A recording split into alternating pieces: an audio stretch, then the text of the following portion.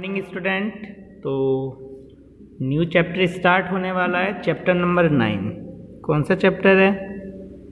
Chapter number 9 है sequence and series. मैं आपको आज स्टार्ट कराने वाला हूँ और इस वाले चैप्टर को आपने 10th में भी पढ़ा होगा। सीक्वेंस और सीरीज के चैप्टर को आप कक्षा 10 में पढ़कर आए हैं। स्टार्टिंग करने वाले हैं। What is sequence? सीक्वेंस अनुक्रम का मतलब है किसी भी क्रम में यदि किन्हीं नंबरों को एक डेफिनेट रूल में किन्हीं नंबरों को लगाना। डेफिनेट रूल में कोई भी नंबर्स यदि हम लगा दिए जाएं तो वो जो भी हमारा क्रम कहलाएगा वो हमारा सीक्वेंस कहलाएगा। क्या कहलाएगा? वो सीक्वेंस कहलाएगा। एक डेफिनेट रूल होता है। जैसे मैं एग्जांपल लेता हूँ नेचुरल नंबर का। किसका एग्जांपल लूँ मैं? नेचुरल नंबर्स का एग्जांपल लूँ मैं। प्राकृतिक संख्याओं का एग्जांपल लेता हूँ मैं। यदि प्राकृतिक संख्याओं का एग्जांपल लूँ तो नेचुरल नंबर आपने पढ़े होंगे 1 2 3 4 5 ऐसा कहाँ तक गए? वो n तक गए। तो कहने का मतलब इन दोनों में कुछ ना कुछ अनुक्रम आ रहा है। 1 प्लस हुआ, फिर 1 प्लस हुआ, 1 प्लस हुआ, 1 प्लस हुआ, 1 प्लस हुआ। कहने का मतलब एक सीक्वेंस में आ रहे हैं। 1 के बाद 2, 2 के बाद 1, जिससे एक डेफिनेट रूल में आ गए। इसका मतलब जो नेचुरल नंबर का सेट है वो एक सीक्वेंस बनाता है। उसके बाद आता है finite sequence. Finite sequence finite sequence का मतलब है सीमित अनुक्रम। सीमित अनुक्रम का मतलब क्या है? इसमें सीमित का मतलब है number of elements. Number of element कैसे होने चाहिए? फाइनाइट। जैसे मैंने फाइनाइट सेट पढ़ाया था ऐसे ही फाइनाइट सीक्वेंस होता है कि नंबर ऑफ एलिमेंट्स आने चाहिए वो फाइनाइट आने चाहिए। मीन्स लास्ट टर्म हमको पता होना चाहिए कि लास्ट टर्म कितना निकल के आना है। उसके बाद आपने पढ़ा होगा infinite sequence. Infinite sequence means असीमित, जिसकी कोई सीमा ही ना हो। असीमित अनुक्रम। इसका मतलब ये हो गया कि नंबर ऑफ एलिमेंट्स कैसे आने चाहिए? इनफाइनाइट। कोई हम वहाँ नंबर को गिन नहीं सकते जैसे रियल नंबर का सेट होता है। वास्तविक संख्याओं का जो समुच्चय होता है, हमको पता नहीं कितने नंबर्स आते हैं उसमें लिखे हुए, ये जो सेट कहलाएगा ये इनफाइनाइट सीक्वेंस ये तो इनफाइनाइट सेट कहलाएगा। क्योंकि ये मैंने रियल नंबर नहीं कोई भी सेट दे दिया है, ठीक है। इसमें ऐसे एलिमेंट दे रखे हैं, लास्ट टर्म मुझे पता नहीं है तो मैं चलो ये काट देता हूँ, स्टार्टिंग यहाँ से कराता हूँ तो होल नंबर्स का सेट बन गया, ठीक है। तो ये होता है हमारा सीक्वेंस और इसके टाइप क्या होते हैं। उसके बाद आ रहे हैं हम श्रेणी की बात करते हैं कि श्रेणी क्या होती है। चलो जी श्रेणी की बात कर ली जाए कि आखिरकार श्रेणी क्या होती है। यदि A1 A2 A3 A4 dot dot dot AN एक क्या है? सीक्वेंस है।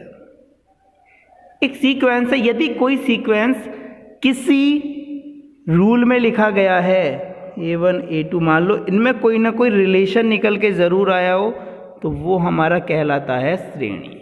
चलो श्रेणी की बात तो बाद में करेंगे, आज सीक्वेंस के क्वेश्चन हम करने वाले हैं। तो एक्सरसाइज 9.1, ठीक है। 9.1 खोल लेना सब क्वेश्चंस। अब हम सीक्वेंस वाले स्टार्ट करने वाले हैं। तो पहला क्वेश्चन चलो सॉल्व करने वाले हैं कि nवां पद गिवन है किसी सीक्वेंस का, तो हमको प्रथम 3 पद निकालने हैं। Find first 3 term of sequence when an is given। यदि nवां पद दे रखा है, nवां पद दिया हो तो प्रथम 3 पदों को निकालना है। क्या निकालना है? 3 पद निकालना है। क्वेश्चन ऐसे आने वाले हैं तो आप सॉल्व करोगे।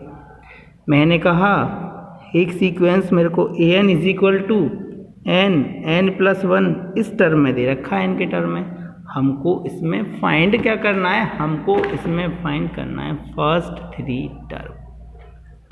तो फर्स्ट 3 टर्म फाइंड करने के लिए क्या करेंगे?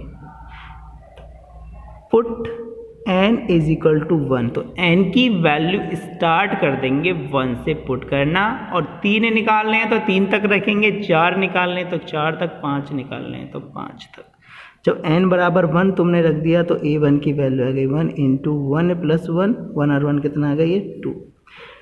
ऐसे ही n की वैल्यू 2 रखो, a2 का मान 2 इंटू 2 प्लस 1, 2 इंटू 3 कितना? 6। n इज इक्वल टू 3 रख दो, a3 की वैल्यू कितनी आ गई? 3 इंटू 3 प्लस 1, 3 इंटू ये कितना? 4, ये कितना आ गया? 12। तो सीक्वेंस के 3 टर्म कितने आ गए? सीक्वेंस 3 टर्म कितने आ गए? 3 टर्म ऑफ सीक्वेंस। पहला आया 2, ये आ गया 6, ये आ गया 12। ये ही हमारा आंसर आ गया। बाकी ऐसे जितने भी पार्ट आपको दिख जाएं वो आपको सॉल्व करना है। ठीक है, चलो और भी क्वेश्चन करा दूं। जैसे अभी कई सारे क्वेश्चन आपको ऐसे मिलेंगे कि an की वैल्यू गिवन है 2n/n+3 और हमसे कह रहे हैं कि फाइंड a17। तो a17 की वैल्यू निकालिए, इसको कैसे सॉल्व करना है जी? चलो सॉल्व करते हैं। चलो तो सॉल्व कैसे करना है देखो। जब n की वैल्यू को कितना पुट कर देना है? इसमें तो कुछ था ही नहीं, n इज इक्वल टू कितना? 17 पुट कर देना है। तो a17 की वैल्यू आ जाएगी 2 इंटू 17/17 प्लस के 3, 17 दूनी 34, और ये कितना आ गया? 20। ये 17 आ गया, ये कितना आ गया? 10 आ गया। आंसर कितना आ गया? 17/10। 17/10 आंसर आ गया। ठीक है, ऐसे क्वेश्चन आपको कई सारे मिल सकते हैं। थोड़ा एक डिफरेंट टाइप का क्वेश्चन कर लिया जाए। चलो तो क्वेश्चन अब हमारे सामने ऐसा आ गया है कि a1 की वैल्यू 1, a2 की वैल्यू 2, an+2 की वैल्यू an+1 और n की वैल्यू उसने बोल दिया है कि n ग्रेटर देन 1 की n की वैल्यू जो है वो 1 से ज़्यादा है। तो हमको कितने टर्म निकालने हैं? Find 3 term. हमको 3 टर्म निकालने हैं। चलो तो स्टार्टिंग करते हैं। an+2 इज इक्वल टू कितना? an+1। अभी n की वैल्यू 1 से ज़्यादा, तो n बराबर कितना पुट कर दो? 2। तो 2 पुट करेंगे जब यहाँ पर a2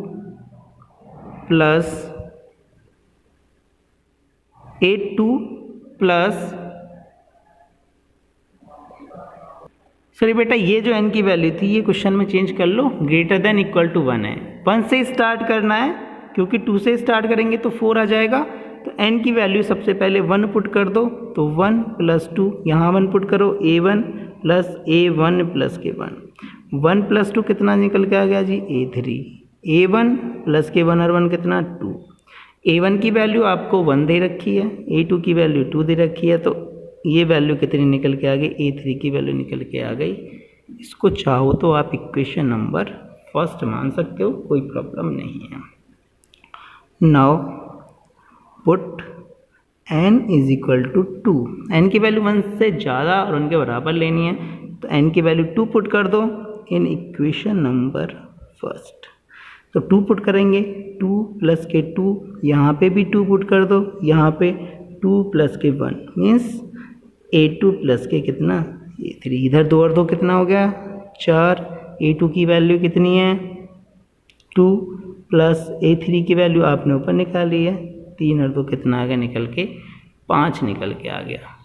next, now put n is equal to 3 in equation number first.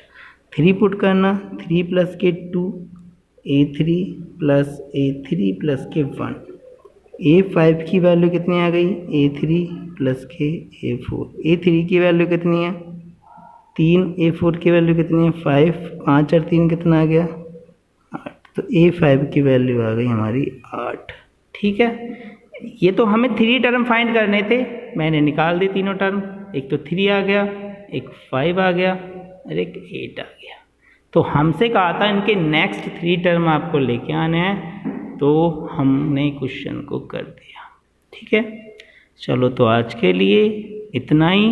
बाकी नेक्स्ट क्लास में हम AP स्टार्ट करने वाले हैं, तो 10th क्लास में आपने AP पढ़ी होगी तो आप एक बार उसको रिपीट कर लें। ठीक है।